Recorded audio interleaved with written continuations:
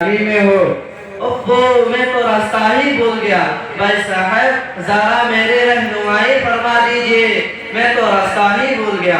میری سمجھ میں نہیں آ رہا ہے کہ آخر میں کہاں پہنچ گیا۔ یہاں تو کوئی دکان ہی نہیں دیکھا جا رہا ہے۔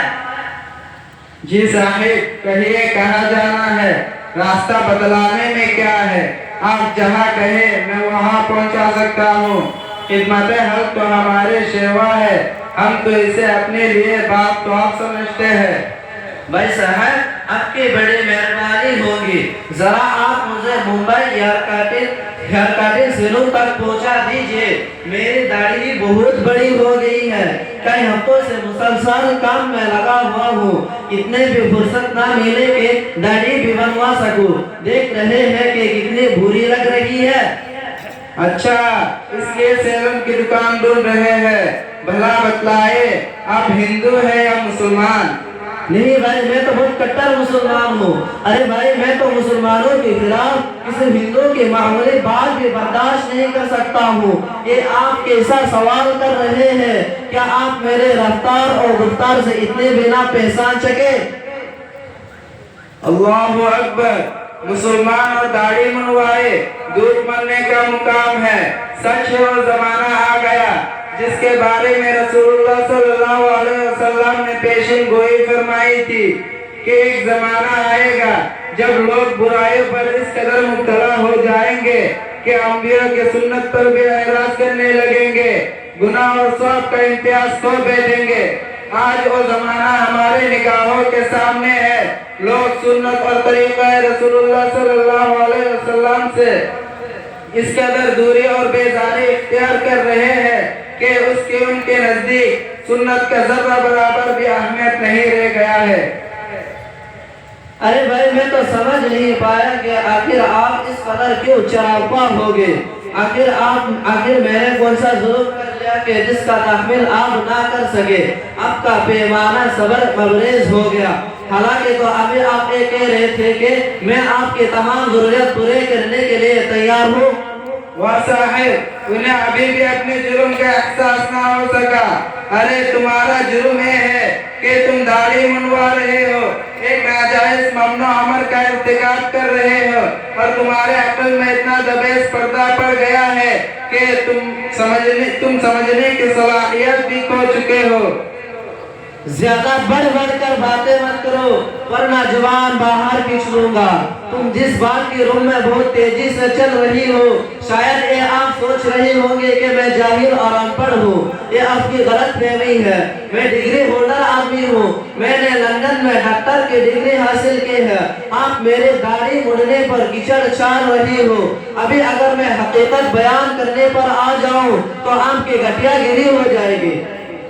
زیادہ زبان درازی اور طلاقت لسانی سے کام مت لو۔ اگر تم مباحثے کے لیے تیار ہو تو میں بھی تیار ہوں۔ سنو، میں اب بھی علی رؤوس الاشہاد یہ اعلان کرتا ہوں کہ داڑھی رکھنا واجب ہے اور اس کا منوانا ناجائز اور حرام ہے، حرام ہے، حرام ہے۔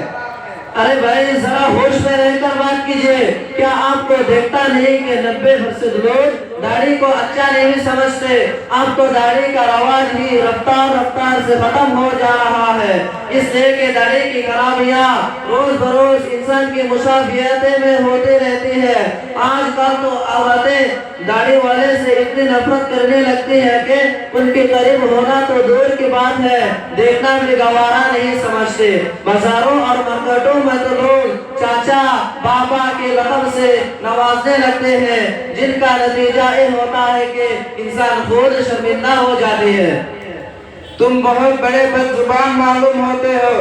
ایسا لگتا ہے کہ مغربیت اور یورپین کلچر نے تمہیں اپنے جال میں پھنسا لیا ہے، تبھی تو تمہاری زبان اتنا تیز چل رہی ہے۔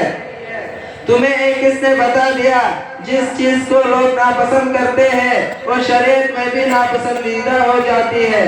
کیا اگر لوگ نماز پڑھنا چھوڑ دے تو کیا یہ بھی شریعت میں ناپسندیدہ ہو جائیں گی؟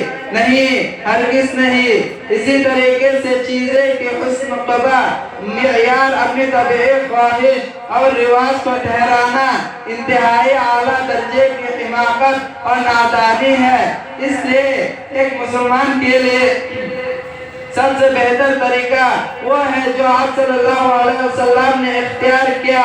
آپ صلی اللہ علیہ وسلم کا اخلاق اور کردار، آپ صلی اللہ علیہ وسلم کے رہن اور سہن، آپ کی نشست اور برخاست، ہم سب آپ کی شکل اور صورت ہم سب کے لیے ہر شعبے میں مشعل راہ اور رہنما ہے۔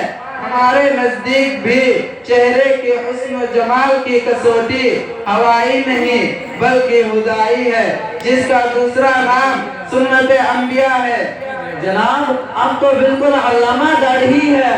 سامعین حضرات ذرا آپ لوگ ان کو دیکھیے، ابھی تک ان کا ہی داڑھی نہیں نکلا اور اتنی بحث اور مباحثہ۔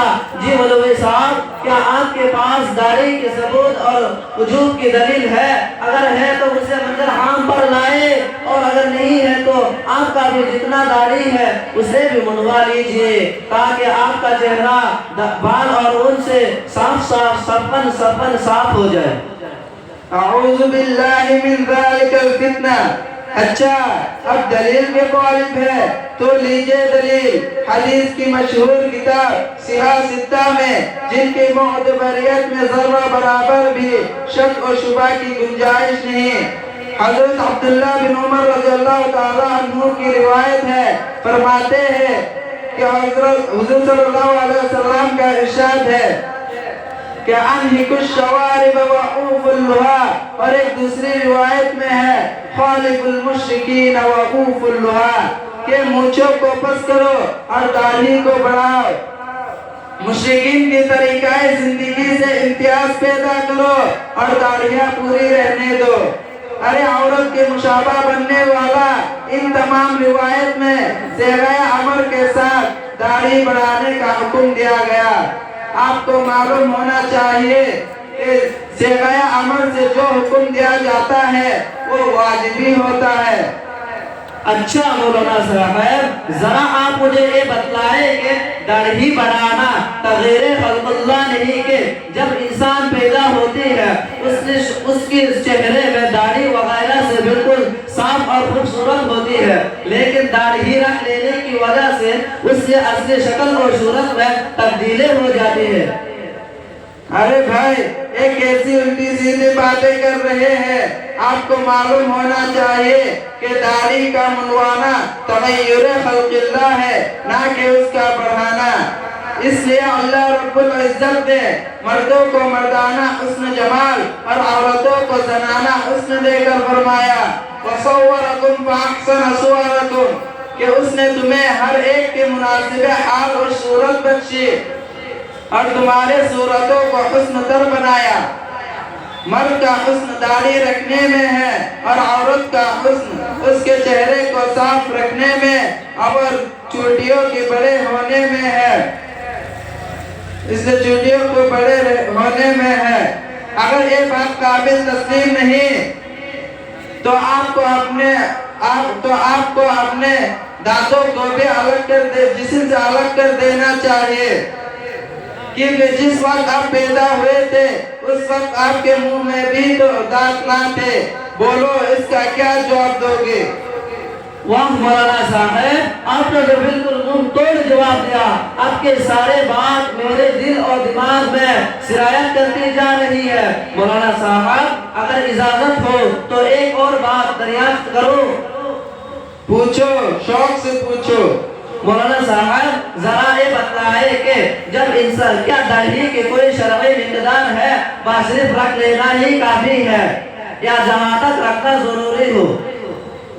نہیں بھائی، داڑھی کی مقدار متعین ہے، ایک مشت کے برابر داڑھی رکھنا واجب ہے، جس کا ثبوت حدیث نبوی میں ہے ان النبی صلی اللہ علیہ وسلم كان يأخذ من لحيته طولا وعرضا على قدر القبضة۔ حضور اکرم صلی اللہ علیہ وسلم داڑھی کو طول اور عرض سے تراشتے تھے مقدار قبضہ تک۔ مولانا صاحب سوال یہ ہے کہ جب ہم داڑھی رکھ کر کسی آفس میں ملازمات کرتے ہیں یا کسی سرکاری امتحان میں شرکت کرتے ہیں تو لوگ تعانے دیتے ہیں، بعض ممتحن اور امتحان میں بھی ناکام کر دیتے ہیں۔ اصل بات تو یہ ہے کہ ہمارے دلوں سے احکام شریعہ کی عظمت نکل چکی ہے، جس کی وجہ سے آج یہ سوالات پیدا ہو رہی ہے۔ ہمیں تو عہد کر لینا چاہیے کہ ہم اپنے آقا کا سارا رنگ ڈھنگ، چال و چلن، سیرت و صورت، اخلاق و کردار اپنائیں گے اور دشمنوں کے فیشن سے کلی طور پر اجتناب کریں گے۔ باقی رہا امتحان مقابلہ یا ملازمات میں لوگوں کے تانے، تو اس کی کوئی پرواہ نہیں کرنی چاہیے۔ آخر سکھ بھی تو اپنے امتحان میں شرکت کرتے ہیں، پھر بھی وہ اپنے وردی پر مضبوطی سے قائم ہے، ان کو کوئی ٹیڑھی آنکھ سے بھی نہیں دیکھ سکتا۔ بھائی یہ تو ہماری کمزوری ہے، ہمیں اپنی کمزوری پر نظر رکھنی چاہیے۔ واقعی مولانا صاحب آپ کی بات 100% صحیح اور حق ہے۔ ہم نے اپنا شعار خود تر کر رکھا ہے، اس لیے ہم ہر جگہ ذلیل ہو رہی ہے۔ مولانا صاحب آپ کا بہت بہت شکر ہے کہ اپنے ہمارے دلوں سے تمام شکوک دور کی ہے، آپ نے ہمیں بہت قیمتی باتوں سے نوازا ہے۔ رب کریم اب سے ہمیں برابر استفادہ کا عطا توفیق فرمائے۔ السلام علیکم ورحمۃ اللہ وبرکاتہ۔ وعلیکم السلام ورحمۃ اللہ وبرکاتہ۔